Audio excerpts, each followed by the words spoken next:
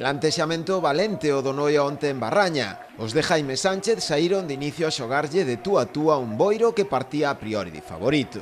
Nos primeiros minutos mesmo chegou a levar a iniciativa no xogo, pero sen apenas crear perigo na área local.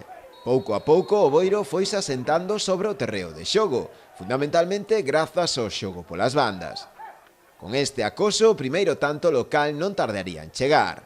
Corría o minuto 20 de partido, cando unha falta botada por Llavé foi rematada no segundo pau por Fajardo, que necesitou ata 2 remates para aloxar o balón dentro da portería.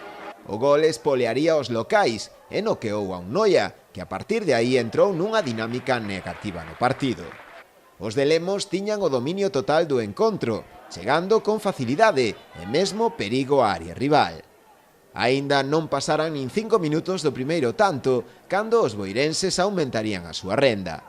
Un centro de Javi Otero dende a banda foi rematado na área pequena por Abad, que ante a tímida saída de Pajarillo enviaba o balón adentro das mallas. Era o 2-0. Nas gradas xa se cheiraba a goleada. Aínda así o resultado non se movería máis na primeira metade. Á volta dos vestiarios o Noia tirou de casta, mellorou no aspecto defensivo, maniatando o xogo en medio campo do Boiro. Aínda así os locais nunha xogada aillada de Fajardo, que buscou a Abad, facían o 3-0. Era o minuto 57 de partido.